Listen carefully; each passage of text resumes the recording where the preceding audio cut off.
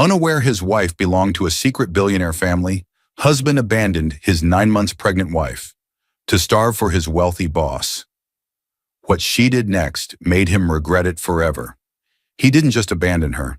He walked out of their tiny apartment with a suitcase in his hand, Sabrina's perfume still clinging to his shirt, and left his 9 months pregnant wife standing alone beside an almost empty fridge, while he moved into his wealthy boss's home, chasing status that would never save him. That same night, Emily Parker's body finally gave in. She collapsed on her kitchen floor from hunger, weakness, and exhaustion. She had been surviving on tap water and stretching every last can of food to protect the baby inside her, while the man she loved was laughing in restaurants, drinking expensive wine, and letting another woman rest her hand on his arm. Her husband thought she was powerless. He thought she'd cut herself off from her distant parents for good, that she had no access to their money, no one she could call, no safety net left. He thought she would wait quietly while he built his new life. What he never imagined was this. The wife he abandoned to starve came from a secret billionaire family that had been respecting her, wished to live as an ordinary woman, but watching over her from a distance. A family with investigators, lawyers, and enough power to destroy every lie he built with one courtroom hearing. And when Emily opened her eyes in that private hospital suite, with her mother at her bedside, her father reviewing evidence, and photos of Aaron with Sabrina pulled up on a screen, something inside her changed forever. Dear viewers, thank you for being here. If you're watching without subscribing, it's like letting Emily's voice fade in the same silence she suffered alone. When you subscribe, you stand with every woman abandoned, every mother left behind, and every quiet soul planning the comeback they deserve. Please subscribe now and tell me in the comments where you're watching from. Emily Parker froze in place as a sharp cramp tore through her swollen belly, forcing her hand to clamp the edge of the kitchen counter before she collapsed. Her breath hitched, her face pale, her other hand instinctively cradling the 9-month-old life inside her. For a moment, the tiny apartment blurred. The intensity hit her first, raw, sudden, uninvited, like her body warning her that time was running out. When the pain eased, she let out a trembling breath and whispered, "Just not yet, not alone." Emily was 31, soft-spoken, patient, the kind of woman who apologized when she wasn't wrong and smiled to avoid worrying others. Everything about her, her gentle eyes, her careful steps, her warm presence, felt like she had been crafted by life to love quietly. But today her quietness carried exhaustion. She lowered herself slowly into the small living room, the space glowing with the soft afternoon light. On the couch beside her sat a basket of tiny baby clothes she had been folding one by one. She lifted a pair of pale yellow booties, her fingers brushing over the fabric with a tenderness that belonged to women who loved deeply and without hesitation. She hummed to keep her nerves steady, but the sound trembled at the edges. Emily had once lived in a world where nothing trembled. Before she became Emily Parker, she had been Emily Hawthorne, the only daughter of a powerful, private, generational family whose last name alone opened doors. She grew up in gated estates, surrounded by staff who never forgot to bow, and parents who rarely forgot their meetings, but often forgot her birthdays. Her inheritance, shares in several companies, investments, trust funds, had been mapped out for her since birth. But when she turned 22, she had done something no one expected.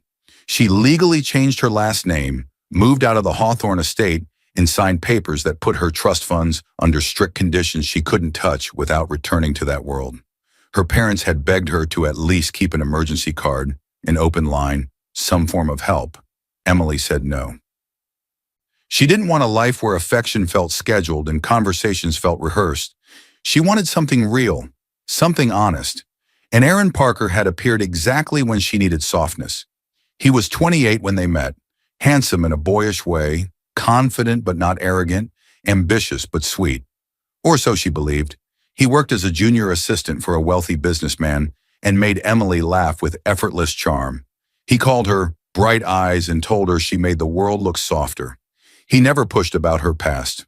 When she said she was estranged from strict parents and preferred not to talk about them, he didn't ask more. He only knew her as Emily Parker, a woman who wanted a simple life. She ran from the wealth she once knew with open arms and a full heart, choosing Aaron and a small rented apartment over the cold luxury of her childhood. She traded marble floors for cheap wooden ones, staff for silence, and formal dinners for home-cooked meals she made with love. Yes, she had walked away from everything that could have made life easy, but she believed she had gained something far better, a home built on love. Now folding baby clothes alone in a dim apartment, she wondered if she had been wrong. Her eyes drifted across the room until they landed on a framed picture resting on the small bookshelf. It showed her standing between two elegant older people, her parents. The tension in her shoulders tightened. She reached out, touched the frame, as though greeting a stranger, and then quickly set it face down again. Her fingertips brushed the drawer below the shelf. Inside lay a single envelope from her mother, the last attempt her family made to reach her 2 years ago, forwarded by an old friend who still knew where she lived. In delicate handwriting, the front read, "Open when you're ready." Inside, Emily knew, was not money, but contact details, a private number, an offer of help if she ever changed her mind. Emily had never been ready. She pushed up slowly, returning to the basket of clothes. The delicate fabrics brought her comfort. She traced each seam, imagining tiny hands, tiny feet, tiny breaths. The baby was the one thing that kept her steady, gave her purpose, made the loneliness bearable. She tried not to think about Aaron, but the truth pressed against her chest. She was 9 months pregnant. She was alone, and her husband hadn't come home in 2 days. He had left with the excuse of work, the same excuse that had become his shield, his weapon, his favorite escape. His boss demanded more hours, more loyalty, more availability. And lately, Aaron had started pleasing that boss far more than caring for his own wife.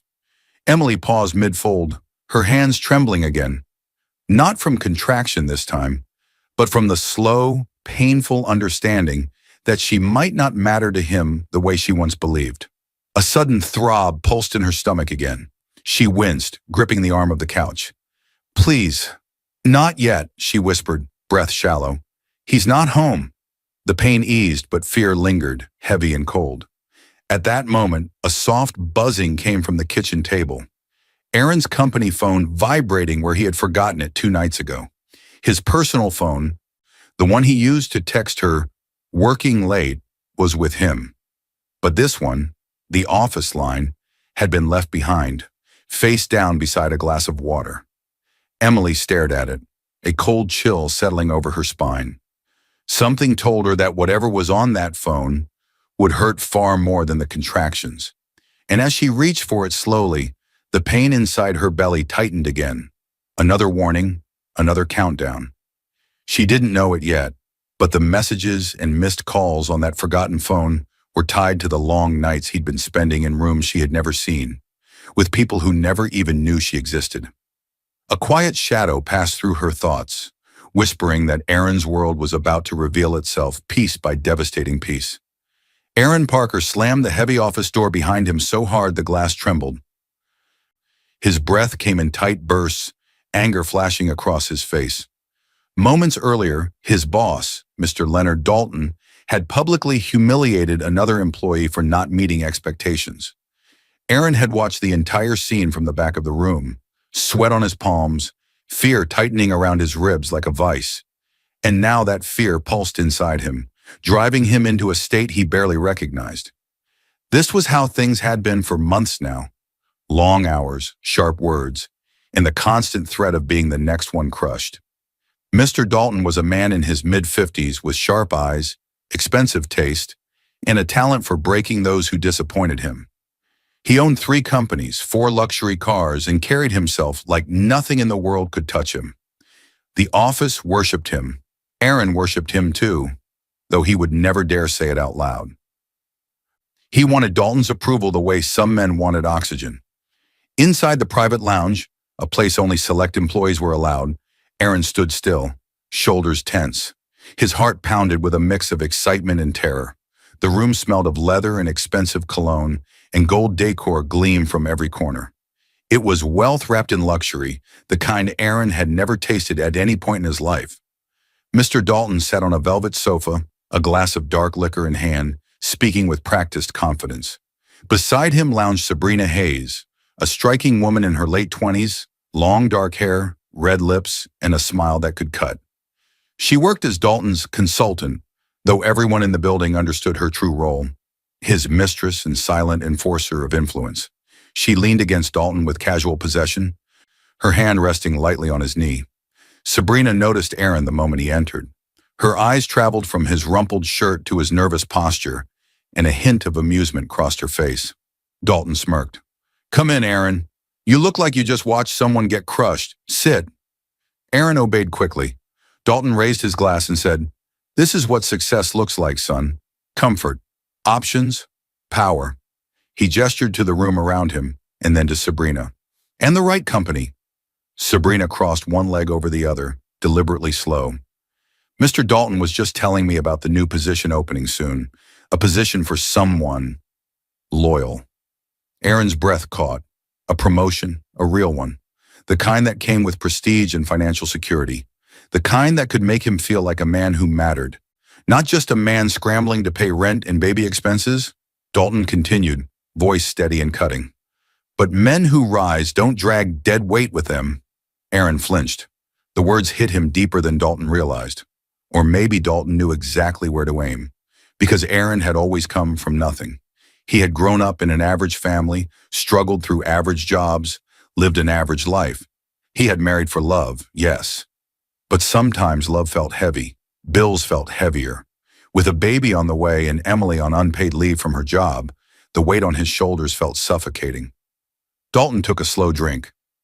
"Your wife is, what, 9 months along now?" Aaron nodded stiffly.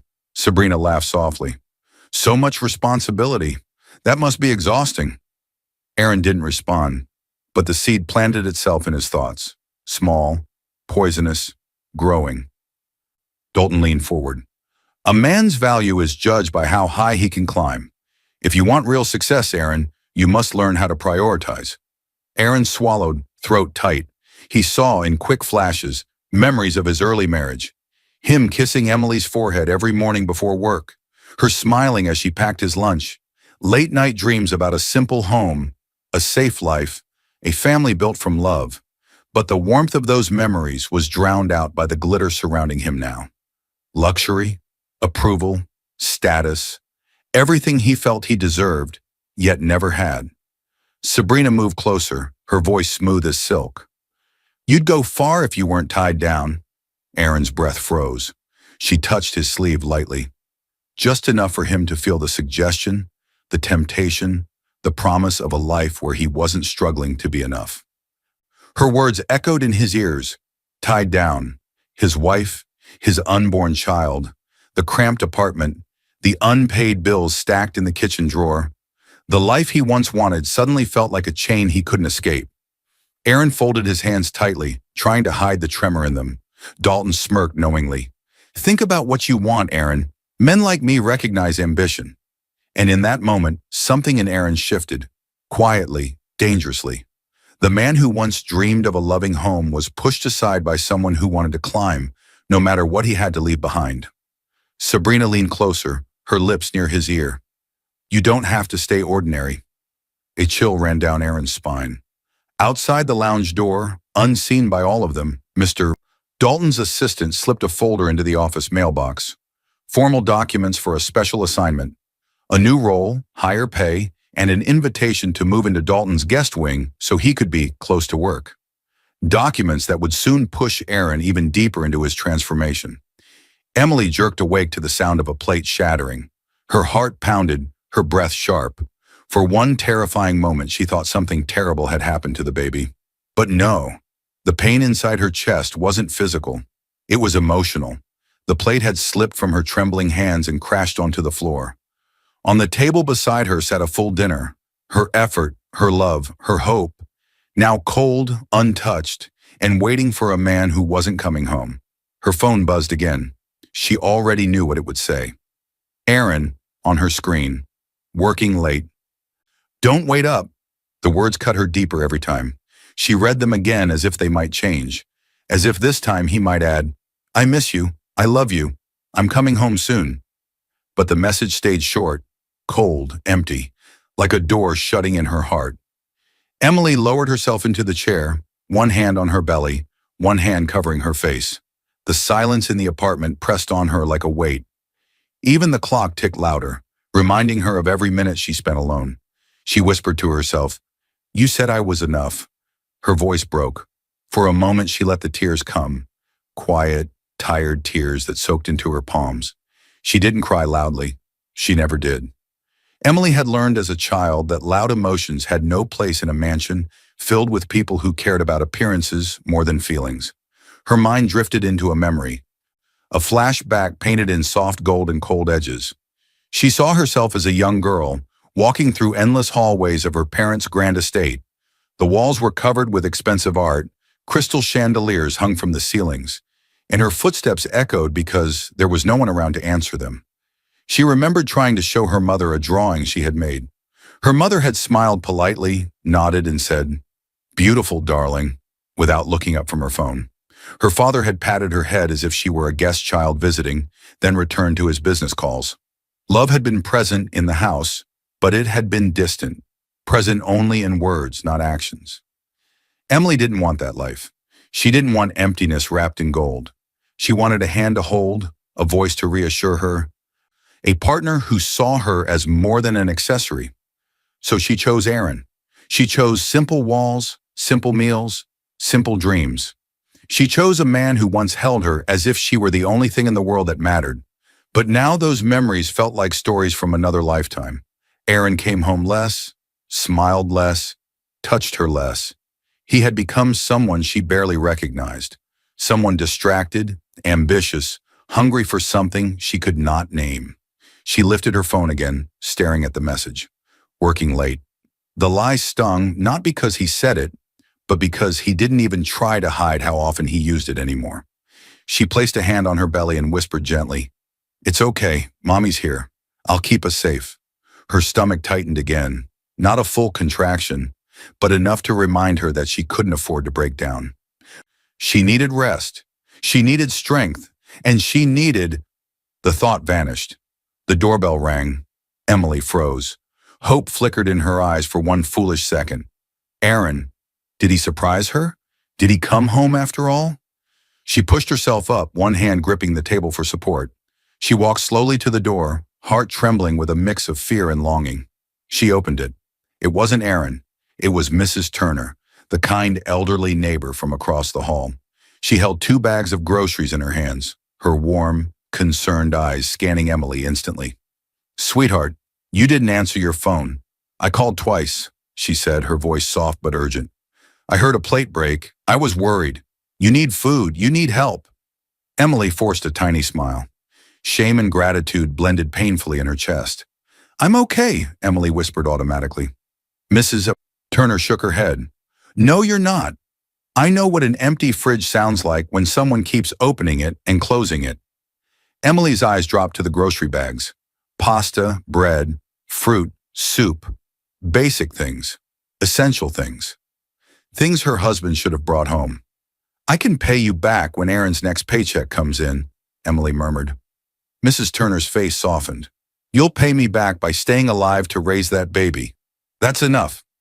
Emily stepped aside to let the neighbor in, her heart tightening, not from the baby, not from pain, but from the realization that strangers cared more for her than the man she had married. As Mrs. Turner set the groceries down and filled a few shelves, she spoke gently. "If you ever need to call anyone, use my phone, okay? Or the emergency number on your fridge. Don't sit here alone." Emily nodded. But her eyes slipped away from the fridge magnets and landed, for a brief second, on the drawer where her mother's sealed envelope lay hidden. She quickly looked away. As Mrs. Turner finished, Emily felt another sharp throb in her belly. Not a contraction, something else. Something warning her that Aaron's distance was not an accident, but a choice. And far away, in an office she had never seen, the choices Aaron made on nights like this were pulling him further from her than ever before. Aaron's heart slammed against his ribs the moment the bar door opened. He hadn't expected this noise, this heat, this rush of luxury wrapped in dim lights and polished marble. The private bar belonged to Mr. Dalton, his boss and the man who ruled his career like a king. Tonight Dalton had summoned him personally. That alone was enough to make Aaron feel his pulse in his throat, but intensity struck the moment his eyes landed on her, Sabrina Hayes, the woman every employee whispered about, the one who could make Dalton's anger soften with a tilt of her head, the one who closed deals by simply walking into a room. She sat beside Dalton at the long bar, her posture confident, her smile slow and dangerous. Sabrina's presence hit Aaron like a wave, sharp, bold, and impossible to ignore. "Aaron," Dalton said, lifting his glass. "Good, sit." Aaron obeyed immediately, sliding onto the stool opposite Sabrina. His palms were already sweating. Sabrina leaned in before he even settled. "Rough week?" she asked, her voice smooth as velvet. Her perfume, subtle, floral, expensive, wrapped around him. Her hand reached for his, guiding it gently onto the bar. Her fingers lingered. Every part of the moment was wrong, and every part of it pulled him in. Dalton watched with the expression of a man who enjoyed testing people. "You're ambitious, Aaron. That's why I like you." Sabrina took a slow sip of her drink, eyes fixed on Aaron over the rim of her glass. "An ambition," she said softly, "needs the right company." Aaron's jaw tightened. He thought of Emily, sweet, patient Emily, waiting at home with dinner going cold. He thought of their cramped apartment, the stress in her eyes, the baby coming soon. He should have thought of love, but instead he thought of pressure. He thought of the promotion Dalton had hinted at in the lounge. He thought of the folder with new position papers that he had taken home and signed without reading every page, just grateful for the raise. Sabrina tapped a manicured nail on the bar. "You seem nervous." Aaron cleared his throat. "It's just a lot. New responsibilities. Dalton's expectations." Dalton chuckled. "Responsibilities can lift you up or drown you. Depends on what you hold on to." The words sliced deeper than they should have. Aaron took a shaky breath. "I only want to prove myself. For my family, too." Sabrina turned fully toward him. Her posture changed. More intimate, more intentional. "Then stop acting like someone afraid of wanting more." He stared at her, confused. "What do you mean?" She leaned closer, her lips near his ear. "Men with families move slower. Men with attachments hesitate." Attachments, the word echoed. In one swift moment, everything inside Aaron twisted. His pride, his fear, his insecurity. He felt small and average and behind in life. Sabrina's voice kept feeding that part of him. "You deserve to be around people who can elevate you," she whispered. Dalton smirked, watching the scene with satisfaction. He knew Sabrina's purpose. She was his favorite because she could read people and reach their weak points with surgical precision.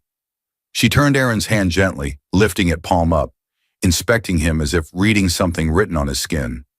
Then her eyes dropped, straight to his wedding ring.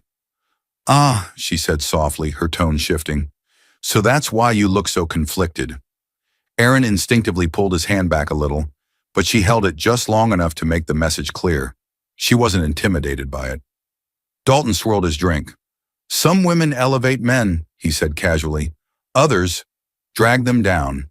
They keep them small, dependent, ordinary." The words landed like a stone inside Aaron's chest. He heard them. He absorbed them. He let them settle into his thoughts where they took root like poison. Sabrina's fingers brushed the ring again. "You should take that off," she murmured, voice low and dangerous. "At least when you're here, it sends the wrong signal." Aaron's breath froze. She smiled, a slow, tempting smile. "If you want to sit with us, if you want Dalton to trust you, if you want to live in his world, you can't keep acting like you still live in hers." His hand trembled. Very slowly, he slid the ring off his finger and slipped it into his pocket. He told himself it was just for tonight, that it didn't mean anything, that Emily would never know. Dalton lifted his glass again. "That's better." And far away, in a small apartment filled with cold food and lonely silence, Emily shifted in her sleep, one hand resting on her belly. She didn't know why, but she woke up with a faint ache beneath her ribs, a warning she couldn't explain, a warning that something inside her husband had just shifted in a way she might not recognize anymore. The door slammed open with such force that Emily flinched, nearly dropping the glass of water she was holding. Her breath caught. Her heart stumbled. For one brief, foolish moment, she thought Aaron had come home worried about her, but the look on his face crushed that hope instantly. Aaron stood in the doorway, shoulders stiff, eyes cold, jaw locked like he had already decided something before he walked in. His movements were sharp, too sharp, like a man who had reached a conclusion he didn't want questioned. He didn't ask if she was okay. He didn't look at her belly. He didn't greet her at all. He simply walked past her, grabbed his suitcase from under the bed, and opened it. Emily blinked. "Hey, Aaron, what's wrong? Why are you packing?" He didn't answer immediately. He folded his shirts with mechanical precision, avoiding eye contact. The intensity in the room thickened until her throat tightened with dread. Finally, he muttered, "I'm moving in with Mr. Dalton." Emily stared at him, stunned. "Moving in? Why? What happened?" Aaron zipped the suitcase halfway and straightened, his expression cold and distant. "Work. The new position. Dalton wants me close to the house for a while. There's a guest room. It's part of the job."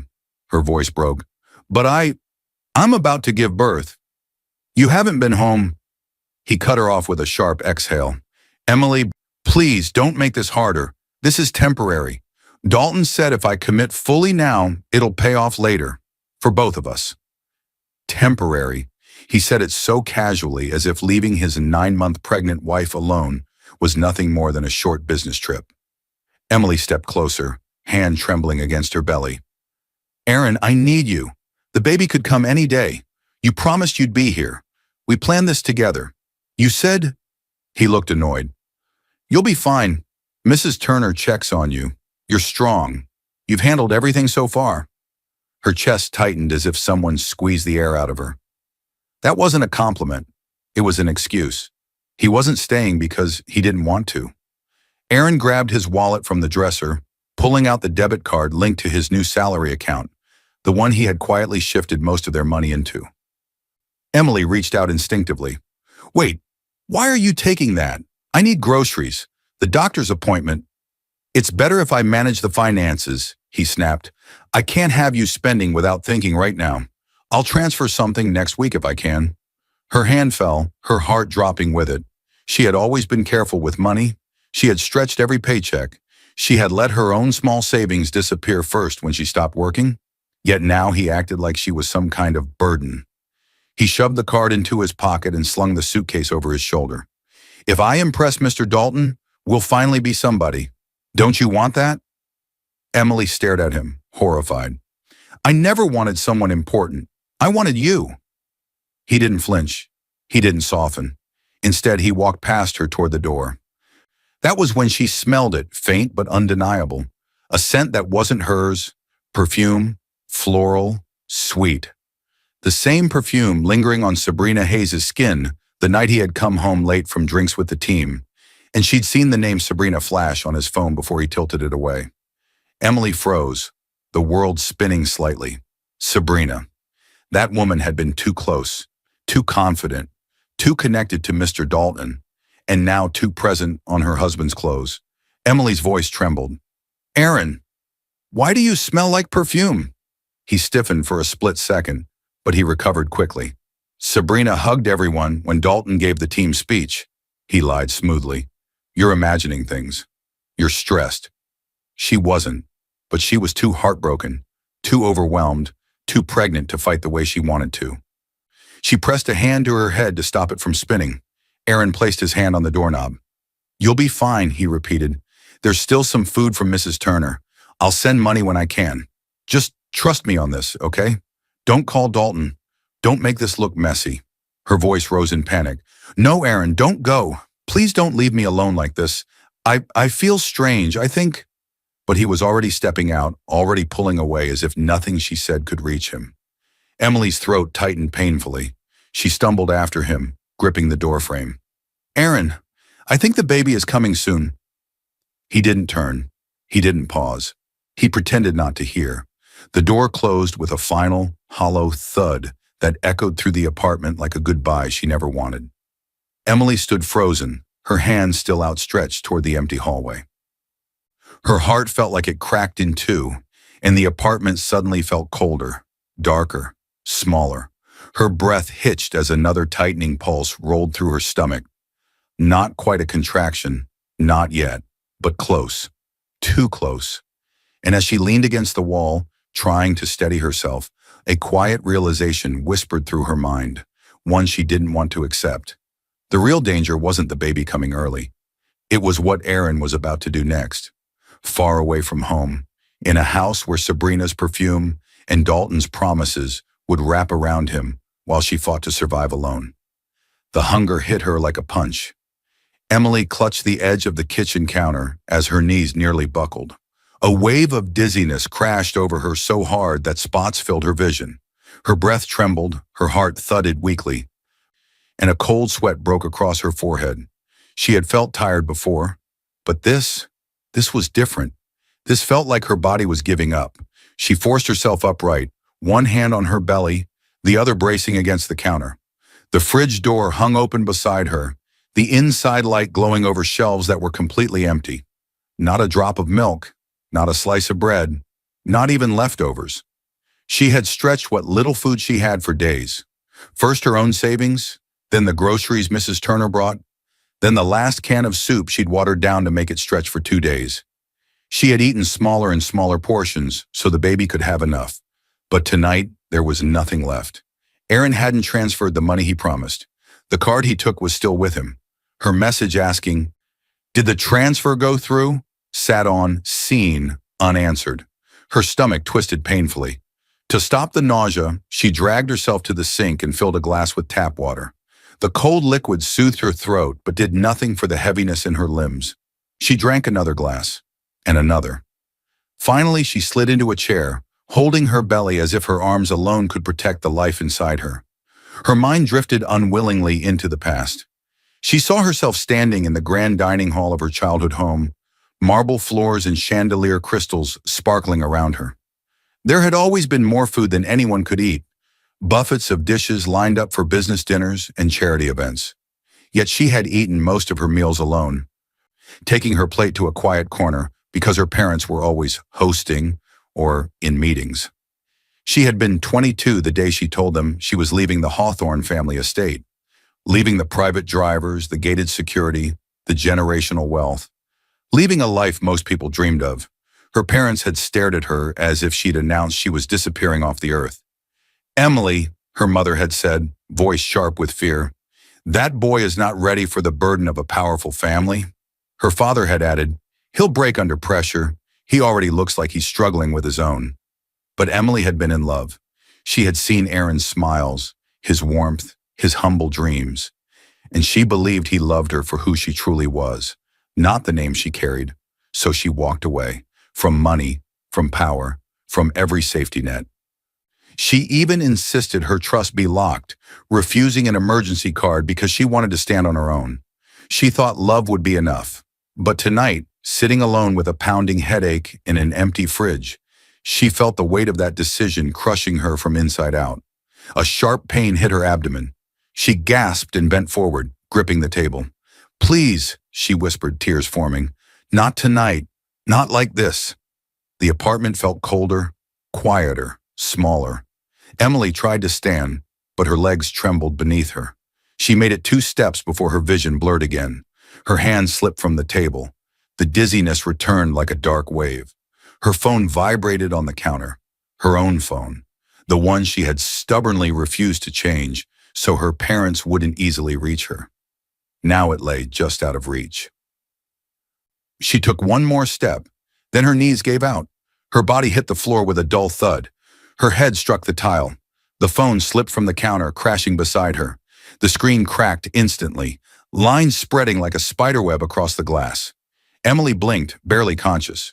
Her breathing slowed.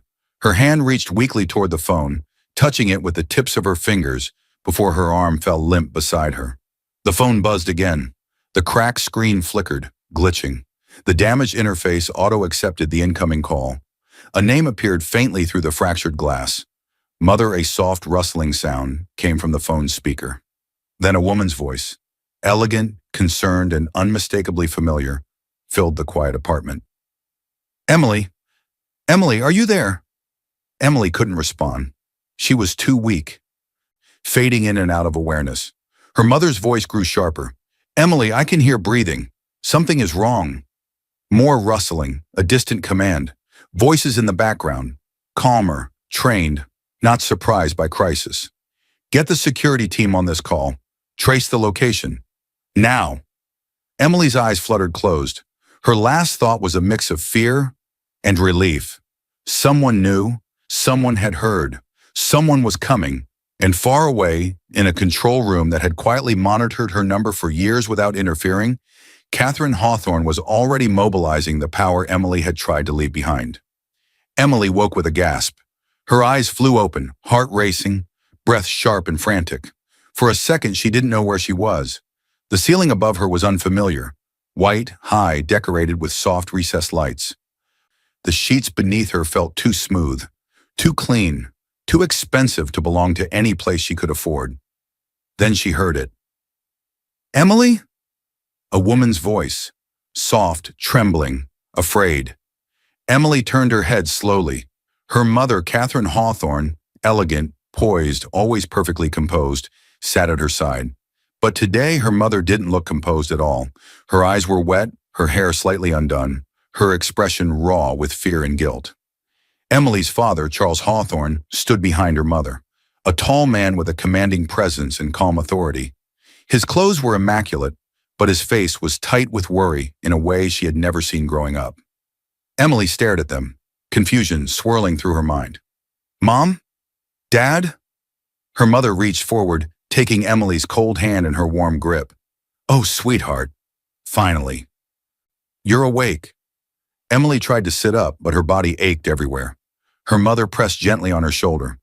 "Don't push yourself. You're safe. You're in a private hospital suite. The baby is still okay. You collapsed from malnutrition and exhaustion. Private suite, perfect linens, silent machines, security outside the door." This was Hawthorne money, money she had refused for years. Emily blinked through the fog in her mind. "How did you find me?" Her father answered, voice steady but soft. "Your phone answered by accident. We heard you collapse. Our security team traced the call and sent medics immediately. You've been here since last night." Emily swallowed. "I didn't want to worry you." Her mother gave a choked laugh, brushing tears from her cheek. "You could never bother us, but you scared us, Emily. You scared us so much." The intensity of her parents' presence began to soften as Emily processed everything. She looked around the room, flowers, medical staff on standby, her personal nurse outside the door. These people had been waiting for her. Her father pulled a chair closer. "We respected your choice to build your own life," he said. "You asked us to stop calling. You changed your name. We tried not to interfere, but we kept a quiet safety net, just enough to find you if something ever went very wrong." Emily froze. "You watched me," she whispered. "Only from a distance," her mother said softly. "No cameras, no spies in your apartment, just your phone number, your city, and a team instructed to stay back unless there was an emergency." Emily's chest tightened. All those years she thought she was completely alone. She wasn't. Not completely. But another thought slipped into her mind like a cold shadow. "Aaron. What about—" Emily's voice cracked before she could finish. Her mother's expression changed instantly. The softness vanished, replaced by a cold, razor-sharp fury. "We know." Her father reached into his coat pocket and placed a tablet on Emily's lap. "You deserve to see what he has been doing." Emily hesitated. Her hands trembled as she tapped the screen. The first photo appeared. Her stomach dropped. Aaron, at a restaurant. Sabrina Hayes on his lap, her arm draped over his shoulders, his face close to hers, laughing, relaxed, comfortable, as if he belonged there, as if he hadn't abandoned Emily, as if he wasn't married, as if he didn't have a baby coming any day. Emily's vision blurred. She blinked hard, but the images stayed. More photos came. Him at Dalton's private club, him leaning close to Sabrina, him leaving with her in a luxury car. Some images were old, taken weeks ago. Others were from just days before he walked out with his suitcase. "Once we got the call from your phone," her father said quietly, I told our investigator to pull every piece of data he already had and to dig deeper. We had looked into Aaron lightly when you first married him, just for your safety, but we never found anything we could use. Now we have more than enough." Her mother's hand tightened on her arm. "He left you starving while he pretended to be a single man." Emily lowered the tablet slowly, her heart heavy. Her father's voice dropped into a tone she remembered from years of business negotiations. Calm, lethal, final. "He will face consequences. He will understand who he chose to underestimate." Emily felt a tremor in her chest. Not fear, something else, something awakening. Her mother leaned in close, her voice steady but furious. "We'll handle him, but first, let's get you justice." Emily closed her eyes for a moment, letting the words sink deep into her bones. Justice. After everything she had endured, after being abandoned in her most vulnerable moment. Slowly she exhaled. When she opened her eyes again, something had changed inside her. Her father tapped the tablet again. "There's more you need to see." Emily looked down. Another file was opening. Messages, receipts, location logs, bank transfers. Evidence. Evidence that would shake her world and Aaron's. And far beyond the hospital walls, in boardrooms and offices where Leonard Dalton once felt untouchable, the name Hawthorne was about to force open doors he thought would never turn against him. The conference room door burst open, making Emily flinch even from her hospital bed. 3 men in dark suits carrying thick folders and digital tablets entered with a level of urgency she had only ever seen in emergency rooms or crisis meetings on the news. Her father followed behind them, his expression sharp. No longer the worried parent from before, but the powerful executive the world feared. Charles Hawthorne had activated his legal division, and when the Hawthornes moved, the world usually shook. "Everyone, start," he said. The men spread documents across the table near the foot of Emily's bed. Screens lit up, files opened. Evidence spilled out like a silent storm. Emily's heart raced. She felt intensity fill the room like electricity. One man stepped closer and introduced himself. "Mrs. Parker, I'm Daniel Reese, head investigator for Hawthorne Legal." His tone was respectful but firm. "We're going to walk you through everything we've uncovered so far. You can stop us anytime." Daniel placed the first stack of papers in front of her. Bank statements, withdrawals she never approved, transfers to restaurants she never visited, charges made on nights Aaron claimed to be working late. Emily blinked slowly, absorbing each detail. The numbers blurred for a moment, then sharpened. Her father whispered, "Take your time, but know that we are here now. You're not facing this alone anymore." The tension eased slightly inside her. For a moment, Emily let herself breathe, but only for a moment. Daniel slid over a tablet. "Next, we have digital evidence.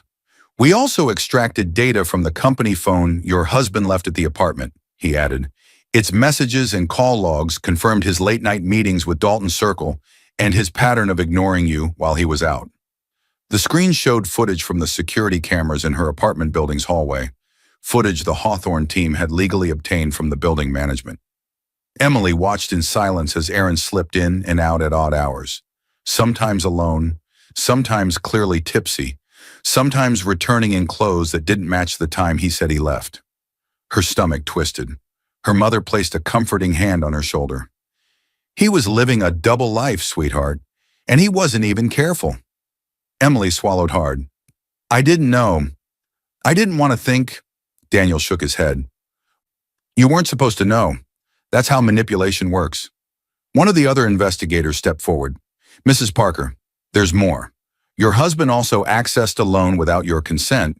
He forged your digital signature using your full name and copied handwriting."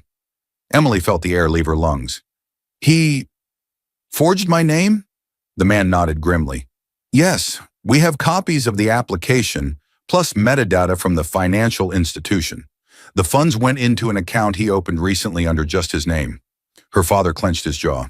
"Corporate misconduct, abuse of power, fraud, all tied to Dalton Circle." Daniel tapped another file. "Your father's company specializes in exposing corporate offenders. What Aaron did is illegal, but what Dalton did is worse. We recovered text messages between them." Emily stared at the growing mountain of evidence. It felt surreal, like she was watching a documentary about someone else's life. She lifted her hand, fingers trembling, and whispered, "Don't destroy him. Let him destroy himself." The room went silent. Her father met her eyes, the eyes of the daughter he had once struggled to understand, and nodded with solemn respect. "Then we will proceed your way. Quiet, precise, controlled." Emily looked at her mother, who squeezed her hand gently. "We'll follow your lead." The intensity softened as the room shifted into reflection. Emily's mind drifted back to the earliest days with Aaron, the man who had once held her during thunderstorms, who had whispered promises about a simple, loving future. She had been blind to the cracks forming in him, blind to the insecurity that grew every time he looked at men with more power, more money, more life than he thought he had.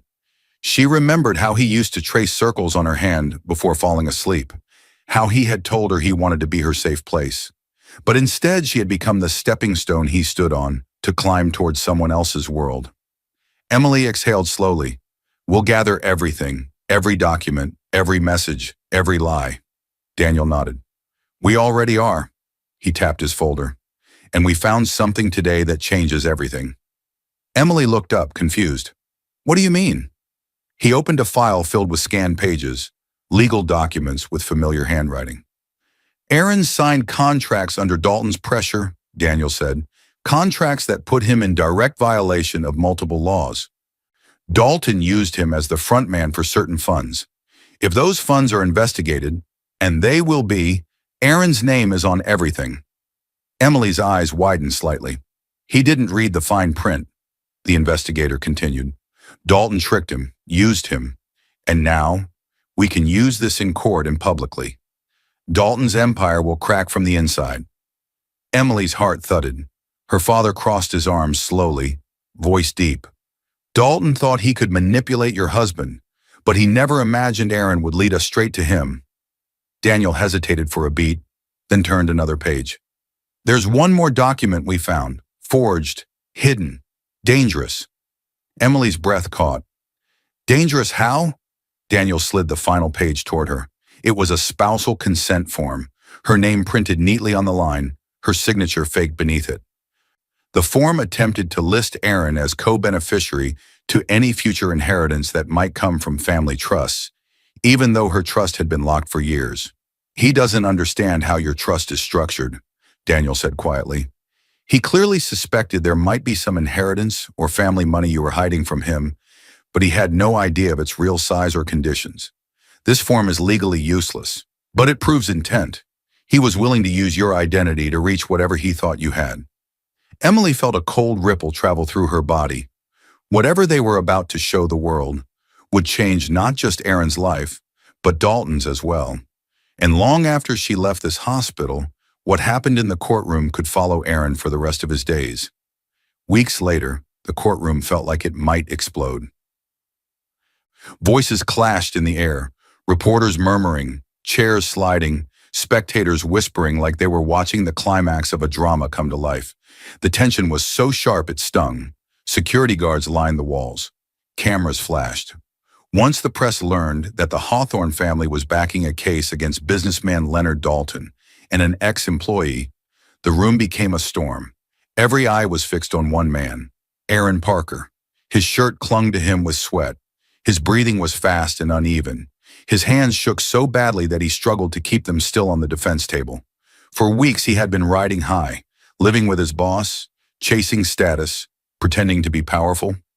Now, under the unforgiving lights of the courtroom, he looked small, lost, exposed. The judge banged the gavel. "Court is now in session." Aaron flinched.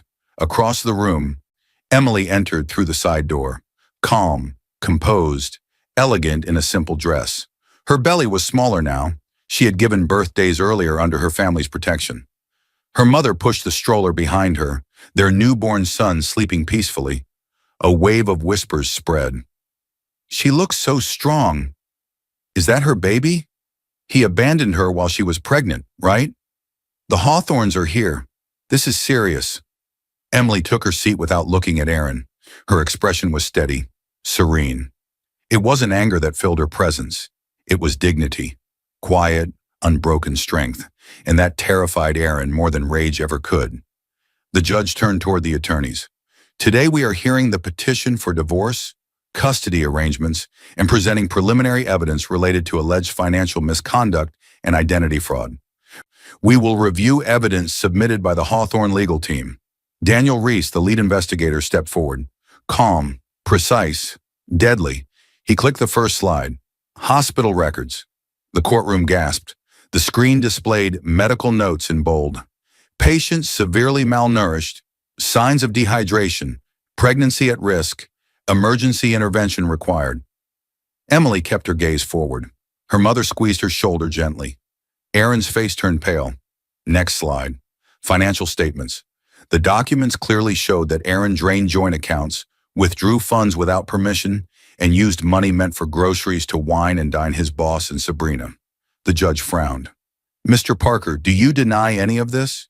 Aaron swallowed hard. I was under pressure. I thought I could fix it later.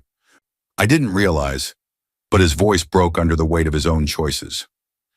More evidence appeared. Security footage from the apartment building hallway, Aaron entering at 2 a.m., clothes disheveled, receipts for luxury meals, hotel records booked under business travel, screenshots of messages between Sabrina and Aaron, flirtatious, bold, shameless. Aaron squeezed his eyes shut. It wasn't what it looks like. I was just... The judge cut him off. Save it for your attorney. Daniel clicked again. Loan documents appeared, forms showing a loan taken in Emily's name, approved with a forged digital signature. And this, Daniel said calmly, is the loan Mrs. Parker never consented to. Her signature has been confirmed as forged. Murmurs rippled through the courtroom. Lastly, he put up the spousal consent form. This document tried to list Mr. Parker as co-beneficiary to an inheritance he incorrectly believed Mrs. Parker still controlled. Again, the signature is forged, legally worthless, but revealing. The judge's expression hardened. Mr. Parker, your actions show a pattern of deception and financial abuse toward your wife. But the worst was still to come. The judge nodded to the bailiff. Bring in Mr. Dalton. Aaron's head jerked up. His boss, Leonard Dalton, entered the courtroom escorted by 2 officers. His expression was sour, irritated, but he kept his composure. He had been subpoenaed after Hawthorne investigators uncovered financial crimes, linking him to shell accounts and illegal transfers. Dalton took the stand. Mr. Dalton, Daniel began, did you pressure Aaron Parker to distance himself from his pregnant wife? Dalton shifted, jaw tight. I advised him to focus on his career. Did you encourage him to abandon his home to live closer to you? A pause. Dalton's eyes flicked to Aaron, cold, emotionless. Aaron stared back with a mixture of desperation and betrayal. Yes, Dalton said finally. He wanted advancement.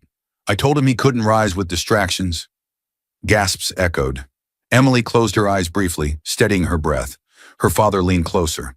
This is the truth coming to light, Emily. Let it happen. Dalton continued. He told me he was willing to sacrifice anything, even his marriage. Aaron's head snapped toward him. What? You said? Dalton ignored him completely. The judge slammed the gavel. Order. Daniel stepped back. Your Honor, we rest our case for today. The courtroom fell into thick silence.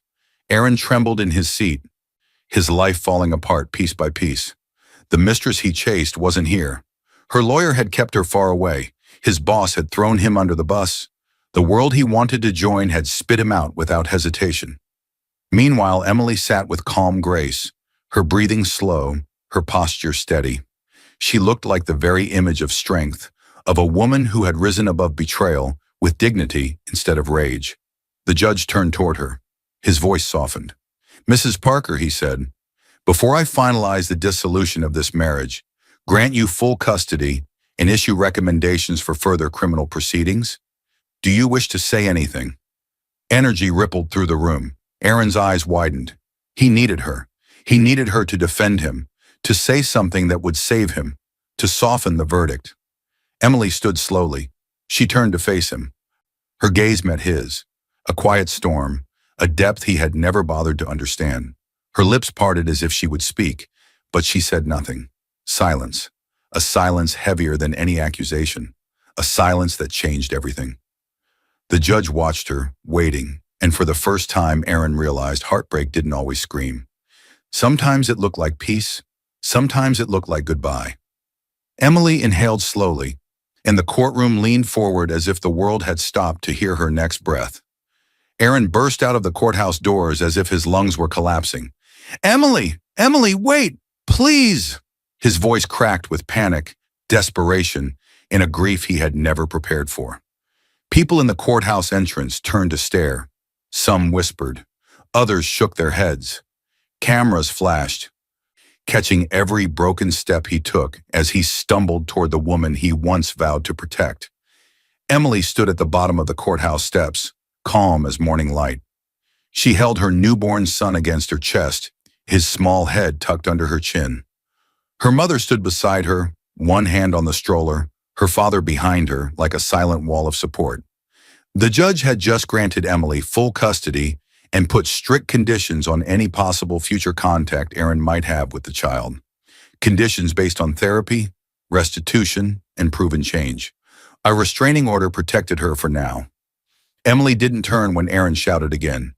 "You were supposed to wait for me," he cried, stumbling down the steps. "I was doing this for us." Emily stopped walking. Slowly she turned around. The baby slept peacefully in her arms. Her eyes were, however, calm, clear, and unshakable, held no softness for Aaron anymore. Only truth. "No," she said gently. "You did it for you." Aaron froze, tears pooling. "Emily, I made mistakes, but I can fix this. I'll change. I'll get help. You already made your choice," she said softly, "and now you get to keep everything you chose." Her words hit him harder than the judge's rulings, harder than Dalton's betrayal, harder than losing his job, his reputation, and his freedom to move as he pleased.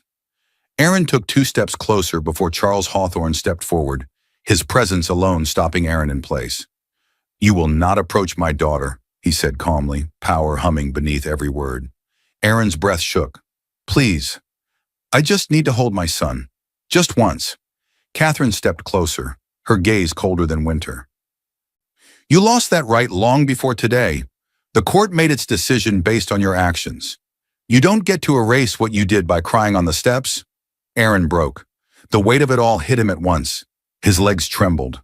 He fell to his knees on the courthouse steps. Emily watched him quietly. Not with hate, not with anger, just truth. "You didn't lose us today," she said gently. "You lost us the moment you walked out and left me to starve while carrying your child." Aaron covered his face with his hands as sobs tore out of him. The photographer nearby captured the moment. A man ruined not by enemies, but by his own choices. Emily inhaled slowly, shifted her newborn gently, and turned away. Her mother reached for her arm. "Come home, sweetheart." Emily nodded. For the first time since she left the Hawthorne estate years ago, the word home didn't feel like a cage. It felt like peace. It felt like safety. It felt like beginning again. A sleek black limousine pulled up to the curb, doors opened by uniformed drivers who bowed slightly out of respect. Aaron's head snapped up when he heard the door open. "No, Emily, please." His voice was barely a whisper now. "Don't leave me. Don't take him away." Emily paused at the open car door. She looked back one last time. "You left yourself," she said quietly. "All I'm doing now is finally walking away." She stepped into the limousine.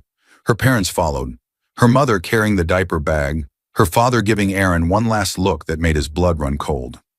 As the door closed gently behind Emily, Catherine leaned closer to her daughter, her voice soft but sharp. "That man never knew who our daughter really was." Emily looked out the window, calm and steady. "He never cared to know," she whispered. The chauffeur closed the final door. The limousine pulled away from the courthouse, leaving Aaron on his knees, tears staining the concrete, watching the life he destroyed disappear through tinted glass. He would remember this day forever, not as the day he was punished, but as the day he finally understood the price of choosing ambition over love. The limousine glided down the street, carrying Emily into a new life, stronger, wiser, and finally free. The baby stirred against her chest, letting out a tiny sound. Emily smiled softly. A new chapter had begun. I hope you enjoyed watching it as much as I enjoyed creating it. Like, share, and comment on the lessons you've learned. Let me know where you're watching from in the comments below. See you in my next video.